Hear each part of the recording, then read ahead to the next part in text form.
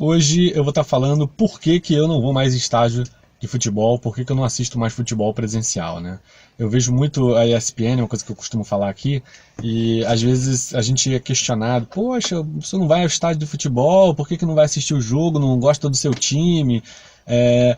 Bom, primeiro eu não me sinto um torcedor de futebol, eu me sinto um admirador de futebol. Eu vou aonde eu acho que tem espetáculo. Eu acho que a diferença já começa daí, né? Porque quem é torcedor vai mesmo quando o time tá uma merda. E eu não, eu vou quando eu acho que vai ter um bom espetáculo, quando o espetáculo me atrai, me interessa. Esse daí já começa o primeiro motivo de eu não ir a jogo de futebol, pior, de eu não estar nem mais assistindo jogo de futebol, porque eu não vejo espetáculo, eu vejo um péssimo futebol, qualidade horrível.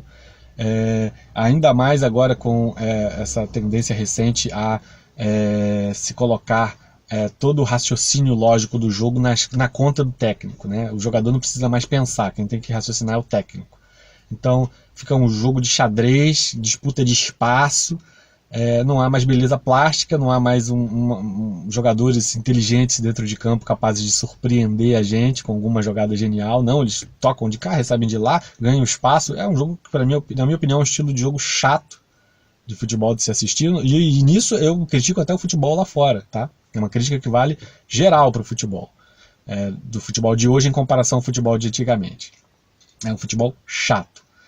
Agora, falando sobre outros motivos de eu não assistir, mais especificamente por estar num país como o Brasil, acho que um dos principais de eu não ir a estádios de futebol é a violência, é a impunidade, né? Nós somos um país proibitivo, eu sempre costumo falar isso, é um país proibitivo e não punitivo. E a consequência disso é que sacaneia com todo mundo.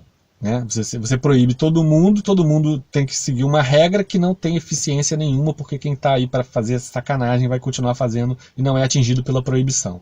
Então, por exemplo, aqui a gente proíbe torcidas organizadas, está proibindo mais recentemente partidas com torcida dos dois times, faz a torcida única, né? Enfim, proíbe uma série de coisas, mas não pune ninguém. Então, quem, no caso, tem um parafusinho de menos e gosta mesmo de ir para jogo de futebol para sair na porrada, não tem torcida organizada, eu recolho a bandeira, vou continuar indo ao jogo, eu sou maluco, quero sair na porrada com alguém, mas eu recolho a bandeira do meu time e vou lá, finjo que eu não sou da torcida organizada.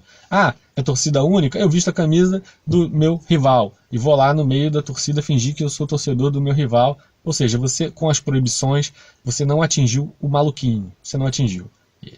Ele vai continuar indo ao estádio de futebol, vai continuar brigando, se não brigar lá dentro, vai brigar lá fora, e você não vai fazer nada com ele, porque é assim que funciona no nosso país, né? A gente não pune ninguém. Até porque é difícil punir um cara que sai na porrada no futebol quando você não consegue punir nem sequer um cara que sequestrou uma família, matou, esse cara está indo para casa porque não tem lugar na cadeia, né? E às vezes faz até sorteio, né, para ir, para visitar a família, o cara foge, não volta mais. Então, assim, a situação está tão caótica que é difícil você punir crimes menores, como sair na porrada em estádio de futebol. Então, esse gera uma insegurança muito grande, além do que tem a questão do entorno do futebol, que você tem flanelinhas. Aliás, isso não é só um problema do futebol, né, é um problema do país. A gente tem flanelinha para tudo que é lado, você quer estacionar, deixar o seu carro em paz, no lugar que é público não pode, a pessoa fica te extorquindo dinheiro. Além disso, muito trânsito, péssima engenharia de trânsito do nosso país, caos nos jogos de futebol.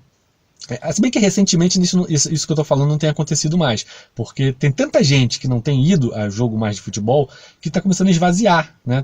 Tá deixando de ser difícil ir ao estádio de futebol, porque não tem mais tanta gente, né? Mas mesmo assim, violência, o risco de você receber uma arma na cabeça quando está estacionando ou indo embora do estádio, risco de alguém vir querer te matar porque você torce para outro time.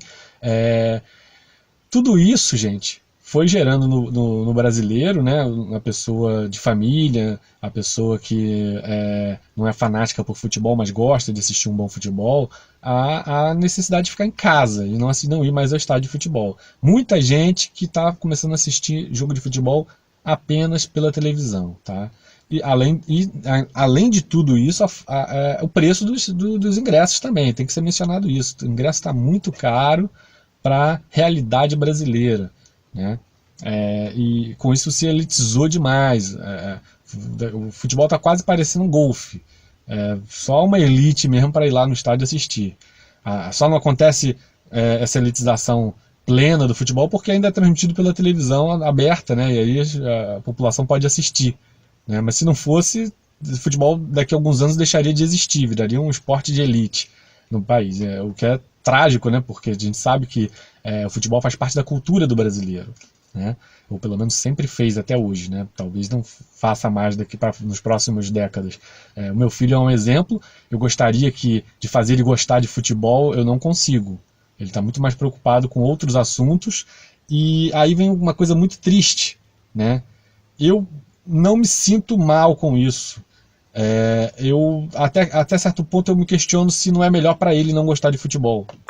Porque é tanta decepção, tanta falcatrua na arbitragem, a gente vê erros constantes a favor sempre dos mesmos times, a gente vê lavagem de dinheiro, né? Muita lavagem de dinheiro dentro do esporte, muitos valores astronômicos, muita irresponsabilidade na administração de alguns clubes, né, que acham que nunca vão falir mesmo, porque é um patrimônio cultural, então podem fazer o que quiser com o dinheiro.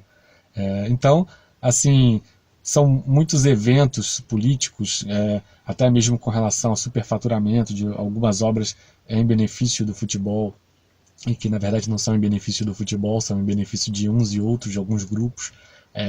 Tudo isso entristece a gente e me faz pensar que de repente é melhor mesmo que essas crianças aí não gostem de futebol, né? Porque eu estou arrependido de ter um dia gostado.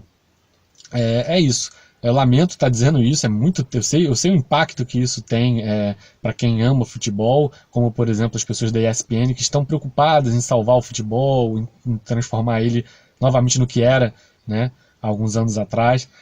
Mas se você não acordar para a realidade do que está acontecendo hoje com o futebol de hoje, as pessoas já não gostam mais de futebol como gostavam de antigamente. Isso é bem, bem nítido, tá? Não há mais esse envolvimento como havia antigamente. Antigamente eu ia para o Maracanã, o estádio estava lotado, e um jogo de futebol, às vezes até de campeonato carioca, era notícia por uma semana, era motivo de estar conversando sobre isso a semana toda. Hoje em dia, sinceramente, às vezes tem uma final de campeonato brasileiro, eu nem assisto, não sei nem quem não sei, não me interessa, porque é totalmente sem graça, é isso. Gente,